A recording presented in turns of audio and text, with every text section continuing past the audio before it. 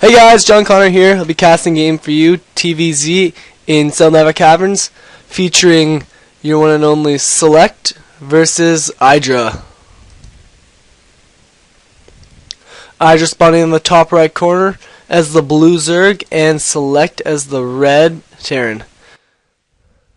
SeleCT just here complaining about how he wishes he had a Zerg practice partner, don't we all?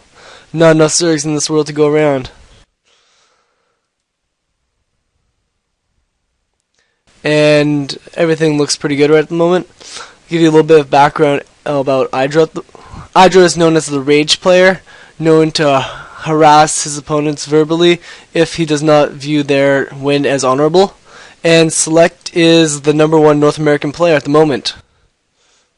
So we got a pretty good match going on. Matchup. IdrA is known for being the favorite of most tournaments.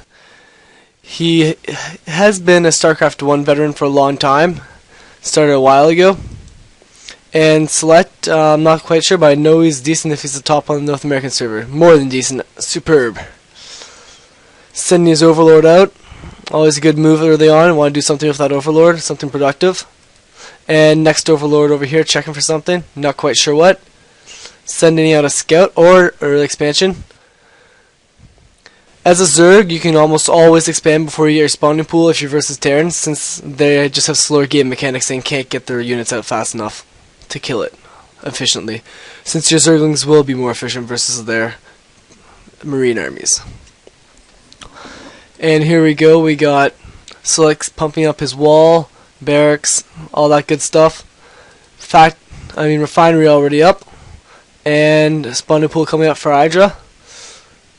More drones just joining up at the moment. Should be getting an Overlord. And let's pull out the production tab. No Overlord yet. Should be seeing one soon.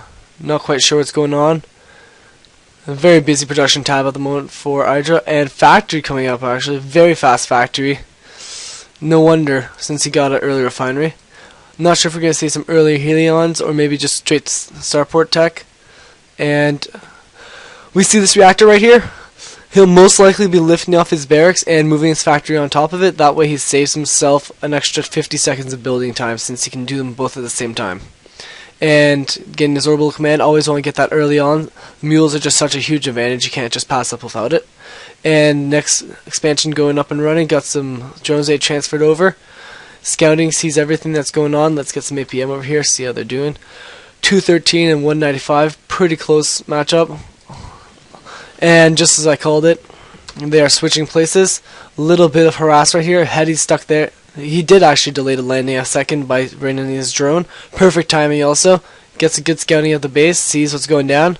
But he gets trapped as he runs through the worker line. When you're scouting, always try to run behind the worker line, since all you need to do is attack, move, and then they trap you. Since you can walk over workers that are mining, but not workers that are attacking. And we can see a spine crawler over here. Nice little wall off. Stop Helions from running right through, and it will defend them a bit, since Helions are only good against light units, which are Zerglings. And sticking this creep turns, always want to link these bases, just so much easier for defense, since you can transport these queens back and forth, whereas when there's no creep it takes literally weeks. We have one extractor up at this base and no extractors up at this base, whereas we also only have one extractor over here. So not a very gas intensive game so far. Shouldn't see any quick teching. Just these Helions, which don't actually cost any gas if I'm correct. Yeah, it's 100 minerals. So we should be seeing the blue flames upgrade coming up soon.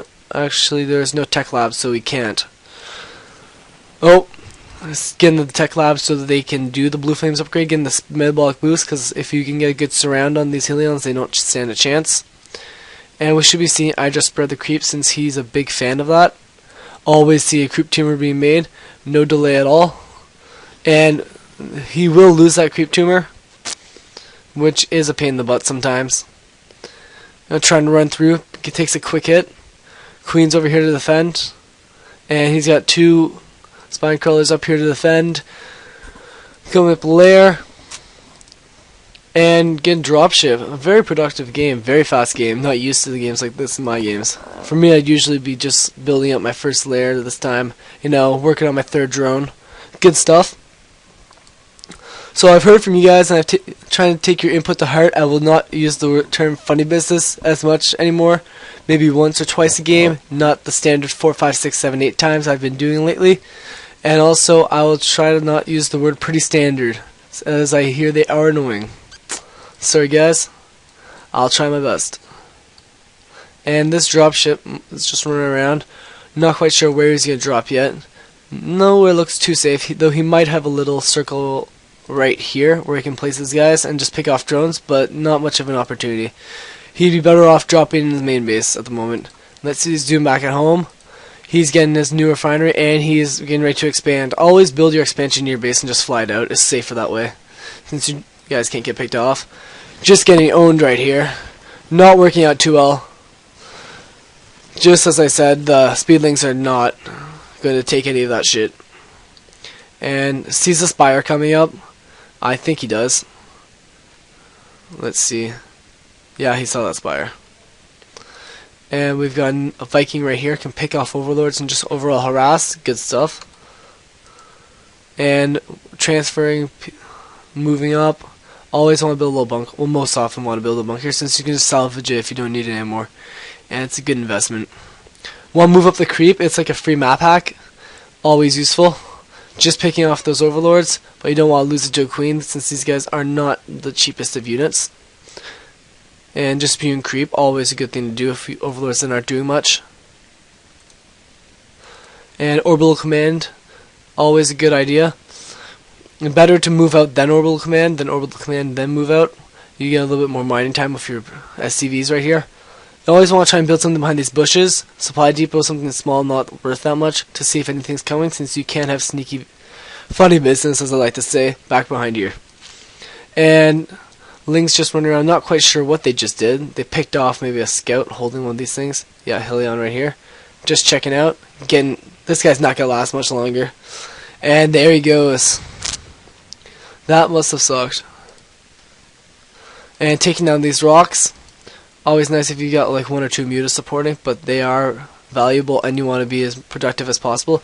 Actually, giving away the fact he has mutas right here, but taking control of the towers, not sure if that was the best move. Started building missile turrets, was the second too slow. That missile turret was actually 25 out of 25, and somehow was not finished. Not quite sure what happened there. Had he been a second earlier, he could have gone by, but he already had a missile turret up here, so it wouldn't have helped much. And missile turrets over here. So this is pretty safe and well defended base. Just want to keep these mutas for map control. And actually he's moved this overlord away. I'm not quite sure where he's bringing it. It has been brought to safe keepings to avoid Viking pickoffs. And trying to pick off a couple buildings, do as much damage as possible without losing any mutas, since they are pricey. Picking off, doing just damage wherever he can to these supply depots. And no, he will not kill one. We should be seeing that repaired in a couple seconds. Yes, we do. And pushing up his map hacks even further. You always want to get that so much faster. And it's like being on one of those sideways escalator things, you know, at the airports. You're just like going a million miles an hour, Usain Bolt style. It's good fun. Getting a Baneling's nest. Always want to have those versus Marine. Just so efficient. One Baneling can just take out 18 of those guys and just leave your opponent going, what the shit. And we got the Spire. Oh, apparently I'm not supposed to say God either. I really got a huge taboo dictionary I gotta write down. And just put little post-its all over my computer screen, not sure what I'm gonna do. It's gonna be tough. And expanding over here, before he's broken down the rocks, good idea. That way when they're broken, oh, Banelinging. Not quite sure what's going. Oh, bringing his mutas over here to break down the rocks as he gets his first couple Banelings. Time is of the essence. Let's see where they're going. They're going right here. Maybe you can borrow them, make little biological alignments. Those are always fun. But only if you're playing defensive. Or you can just set traps, maybe right outside the base. Will he get the supply depot? I think he will. And maybe a second. Don't want to be too greedy here, since those mutas are expensive. Maybe this will burn down. No, it will not. SeleCT is too good for that. No supply depot here. He is not supplied out. 99. Let's see the army value. It's pretty equal with 93 and 92 for the two players. With IdrA, we'll select more of a mineral heavy army, and IdrA more of a gas heavy army. And let's go back to production, maybe APM. It's nice to see that too. So 237, and 1A1. And one thing to note, guys, is when you see APM, it's not actually 8 actions per minute, it's actions per 50-something second period, since the game speed is actually a little faster than actual time. That's why it's called faster. Well, at least league matches are. I don't really know any people who play on the normal setting. And we see centrifugal hooks coming out here for the banelings. Always want to get that, or else the stim marines will just run away and micro you and kite you away, which is never a situation you want to have, since these guys are a little pricey. It's $70 a unit, $75 a unit, I mean. And let's go production. And see these same guys trying to run away, but the banelings are keeping up. And we should see this one baneling. Oh, he will not get. Oh. It's very exciting right here. Can't wait to see this tank go down. And this is not looking too good. If we look at the army value, we should see 175, 450. That does not count turrets though. So if he's able to mass repair like something like a, or whatever the attacking command center is, and the missile turret, he could survive, but there's splash damage, so I don't see that going down. And that's GG. IdrA has just defeated SeleCT. IdrA is a player who plays on the Korean servers, so I'm not quite sure what the background of this match is. It could be a show match. I'm not quite sure what's going down. But IdrA is a Subaru player, and SeleCT is too, and that was a good game. Indeed. GG's. Good games. Plural, I'm not quite sure. Is it goods games? Whatever. Great games. So, I'll see you guys next time, and this is John Conor signing out.